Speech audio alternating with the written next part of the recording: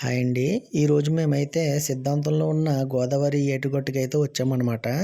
ఈ గోదావరి ఏటిగట్టుకి ఎందుకొచ్చామంటే, మా మావయ్య గారు చనిపోయి సంవత్సరం అవుతుందండి. ఆ సంవత్సరికం తీర్చుకోవడానికని ఇక్కడికి వచ్చామనమాట. అంటే సంవత్సరికం అయిన తర్వాత స్నానం అయి చేయాలంటారండి గోదావరి స్నానం. అందుకని మేము ఇక్కడికి వచ్చాము. అలాగే ఇక్కడికి ఇలాంటి కార్యక్రమాలు చాలా జరుపుతూ ఉంటారండి ఈ చుట్టుపక్కల ఏరియాలో. అలాగే ఇక్కడ ఈ ఊర్లో సిద్ధాంతం అనే ఊర్లో చాలా శివాలయాలైతే ఉంటాయండి. వీధికో శివాలయం అయితే ఉంటుందంటండి ఇక్కడ. అలాగే ఈ సిద్ధాంతం అనే ఊరికి సిద్ధాంతం అనే పేరు కాదంటండి. ముందు సీతాంతం అంటండి. అలాగే సీతాంతం అనే పేరు ఎలా వచ్చిందంటే, సీతమ్మ వారు భూమాత ఒడిలోకి వెళ్ళేది ఇక్కడే అంటండి. ఇక్కడే భూమాత ఒడిలో చేరారంటండి. అందుకని ఇది సీతమ్మ వారు భూమాత ఒడిలో చేరడం అనేది సీతాంతం. అంటే సీతమ్మ వారు ఈ భూమాత ఒడిలోకి వెళ్ళారు కాబట్టి సీతాంతం అనే పేరైతే వచ్చిందనమాట అండి. కాలక్రమేణా ఈ సీతాంతం అనే పేరుని సిద్ధాంతంగా మార్చారండి. అలాగే ఈ గోదావరి గట్టుకి చాలా షూటింగ్స్ అయితే ఇక్కడ జరుపుతూ ఉంటారనమాట. నేను లాస్ట్ టైం వచ్చినప్పుడైతే సీరియల్ షూటింగ్ ఏదో జరిగిందండి. ఇప్పుడైతే ఈరోజు మేము వెళ్ళింది సండే అండి. సండే కాబట్టి ఇక్కడ జనం అయితే కొద్దిగా బాగానే ఉన్నారండి. మామూలుగా చూడడానికి కూడా వస్తూ ఉంటారు. అలాగే కొన్ని కార్యక్రమాలు అయితే ఇక్కడ ఎక్కువగా జరుగుతూ ఉంటాయండి. ఇక్కడ ఏదైనా షూటింగ్ జరిగి మీరు చూసి ఉంటే కామెంట్ చేయండి. అలాగే ఈ వీడియో నచ్చితే లైక్ చేసి, షేర్ చేసి, సబ్స్క్రైబ్ అయితే చేయండి.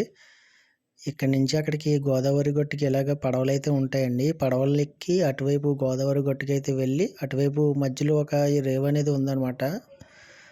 ఇసుక దిబ్బ అనేది ఉంది. అక్కడికి వెళ్ళి ఎంజాయ్ చేస్తూ ఉంటారు. అక్కడి నుంచి మధ్యలో గోదావరి అందాలు చూడడానికి అయితే వెళ్తారనమాట అండి ఇక్కడ జనం. ఎవరైనా వెళ్ళి ఉంటే కామెంట్ చేయండి. అలాగే ఈ ఊర్లో చాలా శివాలయాలు అయితే ఉంటాయంటండి. వీధికి ఒక శివాలయం ఇందాక చెప్పినట్టు. ఈ సిద్ధాంతం మా పశ్చిమ గోదావరి, తూర్పు గోదావరి జిల్లాలో అందరికీ చాలా ఫేమస్ అనమాట అండి ఇక్కడ. సిద్ధాంతం అనగానే మనకి సిద్ధాంతం బ్రిడ్జ్ అయితే గుర్తుకొస్తుందండి.